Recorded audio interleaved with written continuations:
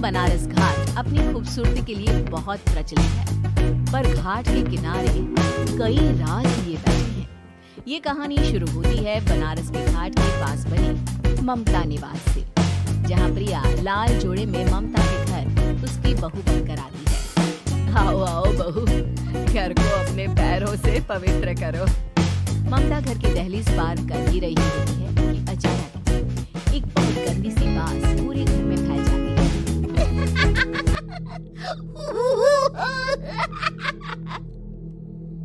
ये बदबू और ये आवाजें, ये कौन हंस रहा है माँ? अब ये पड़ोसी ना हमारे थोड़े अलग से है। कहाँ हम शाकाहारी और ये मांस मच्छी खाने वाले। छोड़, तू ध्यान मत दे और गृह प्रवेश कर। और हाँ बहू, अपनी सास की एक बात हमेशा याद रखना, इन पड़ोसियों से तो कभी बात नहीं करेगी। अच्छे लोग नहीं है ये। अपनी सास की ये बात मानेगी ना बेटा? हाँ माँ, जो आपकी मर्जी, मैं उनसे बात नहीं करूंगी। अगले दिन प्रिया अपनी पहली रसोई बनाने रसोई घर में जाती है। ये छोटी बात तो नाक में जा रही है। एक काम करती हूँ, खिड़की खोल देती हूँ। प्रिया खिड़की खोलने जाती है। इतने जाले, लगता है इस खिड़की को कभी खोला ही नहीं गया। पर ऐसा क्यों? ओह, नॉन वेज की स्मेल आती होगी ना। 2 मिनट के लिए खोल लेती हूँ, फिर बंद कर दूंगी। प्रिया खिड़की खोलती है। खिड़की खोलते ही उसकी नजर सामने वाले घर की खिड़की पर पड़ती है, जहाँ एक लड़की खड़ी होती है। हाथों में मेहंदी, लाल रंग की साड़ी, बिल्कुल सजी धजी, मानो प्रिया की तरह ही वो भी नई नवेली बहू हो। वो प्रिया को देखकर मुस्कुराती है। हे भगवान, माँ ने तो इनसे बात करने को मना किया था। प्रिया फौरन ही खिड़की बंद कर देती है और तवे पर चढ़े रोटी की ओर देखने लगती है, पर वहाँ रोटी न होकर मछली पड़ी होती है। ये क्या? पहली ही रसोई में इतनी बड़ी गलती!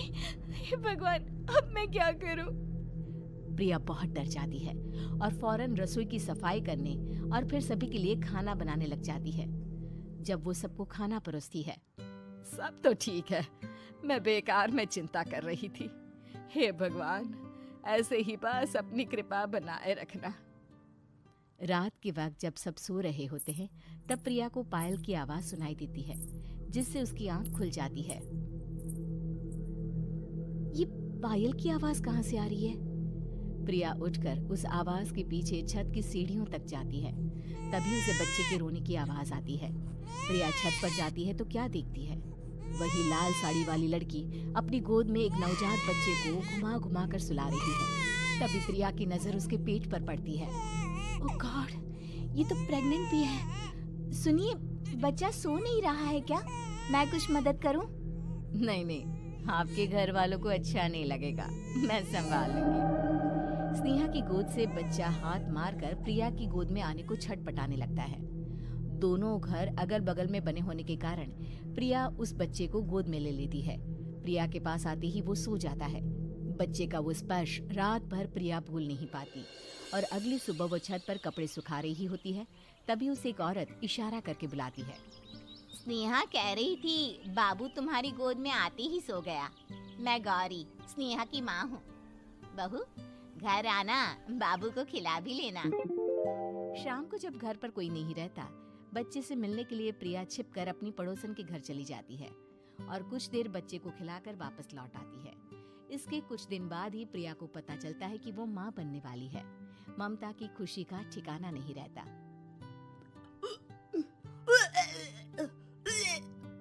माँ जी, पता नहीं क्यों उल्टी आ रही है।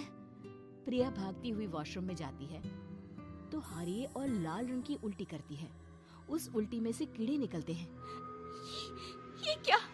खून और ये कीड़े! माँ! माँ!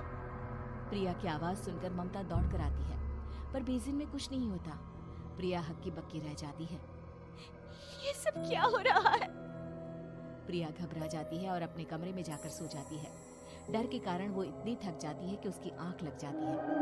तब उसे ऐसा लगता है उसके पेट पर मानो कोई बैठा हुआ हो। कौन हो? प्रिया के पेट पर एक 5 महीने की बच्ची बैठी हुई थी, जो बुरी तरह जली हुई थी। माँ, तुम ही मुझे लाई ना अपने पेट में? मैं तुम्हारी माँ नहीं हूँ। कौन हो तुम? माँ, देखो मैं जल गई बुरी तरह से। 6 महीने पेट में रहने को भी मुझे नहीं मिला। सहला दो ना माँ। बचाओ, बचाओ, माँ। ममता दौड़कर कमरे में आती है। प्रिया की बातें सुनकर वो सब समझ जाती है। तू कहीं बगल वाले घर में तो नहीं जाकर आई ना बहू? मुझे माफ कर दो, मैं गई थी माँ। उस घर में सब मरे हुए हैं बहू। कई साल पहले स्नेहा उस घर में बहू बनकर आई थी। कुछ ही दिन में वो एक बच्चे को जन्म देने वाली थी। पूरा घर बच्चे के आने की खुशी में खोया था कि एक दिन अचानक उस घर में आग लग गई। सब बुरी तरह जलकर मर गए। गौरी आज भी दादी बनने का इंतजार कर रही है और इसीलिए स्नेहा ने अपना अजन्मा बच्चा तुम्हारी कोख में डाल दिया। ममता ये कह रही होती है कि पीछे से उसके पैरों को एक बच्चा पकड़ लेता है। दादी, दादी। माँ, स्नेहा की गोद में यही बच्चा था। ये बच्चा कौन है फिर? तेरी मौत है। तेरी भी दादी। जिस चीज का ममता को डर था वही हो गया। ममता निवास के ऊपर मौत ने चादर बिछा दी थी। प्रिया का पेट ऐसे बढ़ जाता है मानो 9 महीने का हो। 2 हाथ उसके पेट से बाहर निकलते हैं। बहू, संतोष को फोन कर, किसी पंडित जी को बुला बहू। प्रिया का पति भागता हुआ घर आता है। ये तो होना ही था माँ। तेरा पाप तेरे सामने आ गया तो तू सह नहीं पा रही है। स्नेहा घर में आग लगी नहीं थी, माँ ने लगाई थी, प्रॉपर्टी की लालच में। और वो बच्चा मेरी पहली पत्नी का बच्चा है, मेरा बेटा, जो कि उस आग की चपेट का शिकार हो गया था। मैंने तुमसे ये सब माँ के कहने पर छुपाया था। मुझे माफ कर दो प्रिया। तुम अगर चाहो तो यहाँ से जा सकती हो।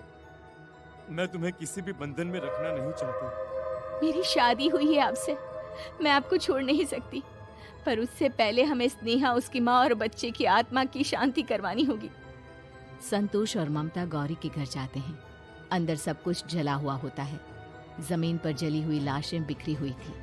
ममता रो रो कर अपने करने की माफी गौरी से मांगती है। प्रिया स्नेहा के घर वालों का अंतिम संस्कार करवा देती है और ममता निवास फिर से आत्माओं के साए से मुक्त हो जाता है।